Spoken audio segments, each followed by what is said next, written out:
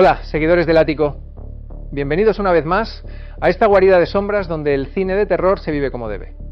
Con pasión, análisis y un poco de escalofrío.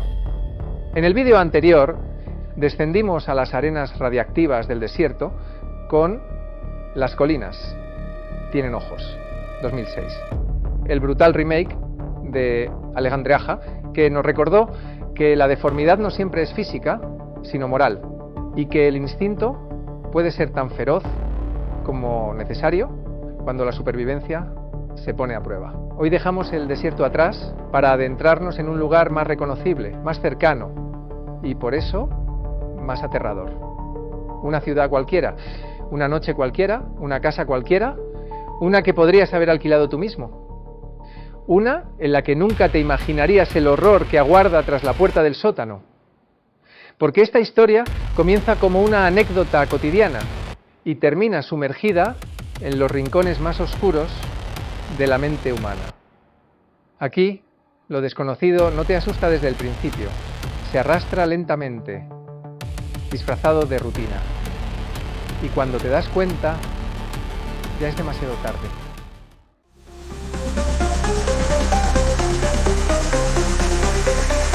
El ático de Pelayud.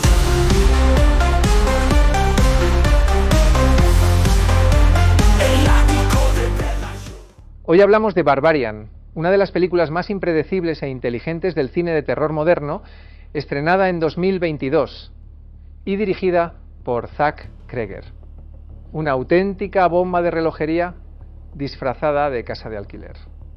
La historia comienza con Tess, interpretada por una extraordinaria Georgina Campbell, una joven que llega a Detroit para una entrevista de trabajo.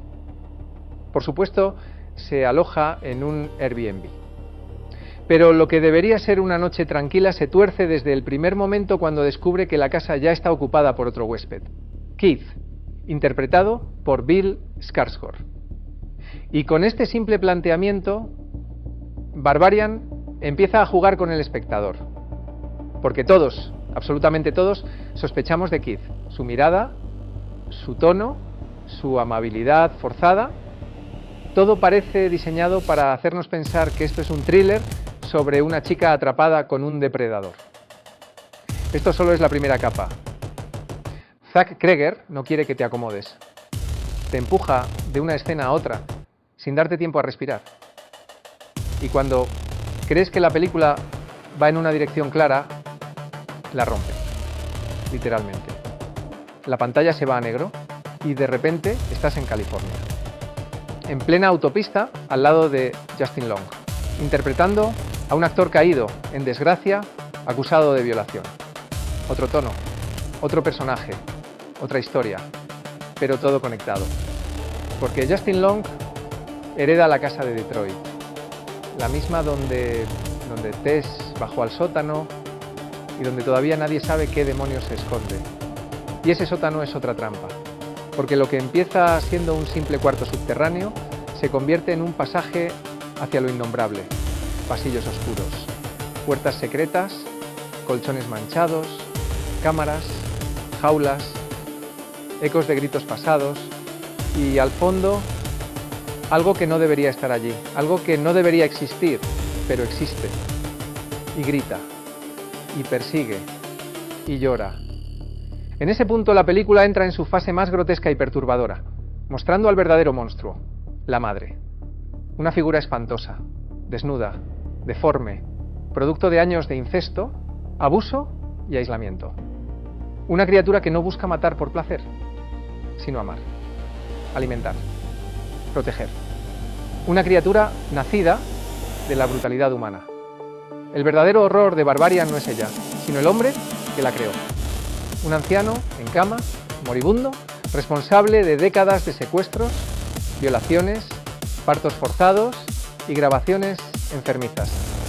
Un monstruo real, de carne y hueso, de los que caminan entre nosotros. Ahí es donde la película despliega todo su potencial, porque ya no estás ante un filme de sustos o persecuciones. Estás ante una metáfora podrida de la cultura del abuso, del silencio cómplice de la decadencia moral. El personaje de Justin Long es fundamental en eso, porque incluso cuando ve lo que hay, cuando comprende el horror, su reacción es egoísta, repulsiva, cobarde. El terror no solo está en los túneles, está en cómo reaccionamos ante lo que nos supera, en cómo priorizamos nuestra imagen, nuestra comodidad, por encima del dolor ajeno. Georgina Campbell, en contraposición, es el alma de la película.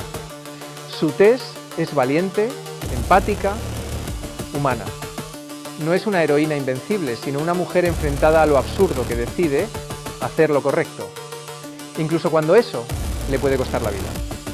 Su evolución es silenciosa, poderosa, y cuando se cruza con la madre, no hay odio, ni histeria, hay comprensión, porque lo que ve no es solo un monstruo, es una víctima más, de otro tiempo, de otra barbarie. El título Barbarian juega con esa ambigüedad. ¿Quién es el verdadero bárbaro? ¿La criatura que vive en las sombras o los hombres que construyeron el sistema que la hizo posible? ¿Es más bárbaro el que grita o el que calla? La película no da respuestas claras, pero sí deja una certeza. El horror no siempre es externo. A veces vive en los lugares más comunes, en los vecinos, en los amigos, en las casas alquiladas con 5 estrellas. Y sí, también en nosotros. La dirección de Kreger es certera. El montaje fragmentado, el cambio constante de géneros, thriller, comedia negra, horror físico, drama social. El uso brillante de la cámara subjetiva en los túneles, el contraste entre espacios abiertos e interiores cerrados, todo está diseñado para desorientar, pero también para enganchar. La película va de menos a más, pero no en intensidad, sino en profundidad, porque cuanto más avanzas, más entiendes, y cuanto más entiendes, más duele, y eso es lo que la hace grande, no sus sustos, no sus gritos, sino su capacidad de mirar de frente a una sociedad podrida y usar el lenguaje del horror para denunciarla. Barbarian es incómoda, violenta, emocional y profundamente política. Un nuevo clásico moderno que demuestra que el cine de terror aún tiene mucho que decir, que puede ser inteligente, brutal y necesario a la vez. ¿Y tú, que estás ahí al otro lado del ático, abrirías esa puerta? ¿Bajarías esas escaleras? Nos vemos en el próximo análisis. Mientras tanto, cuidaos mucho, aseguraos de cerrar bien la puerta del sótano y recordad, el verdadero terror siempre encuentra la forma de entrar.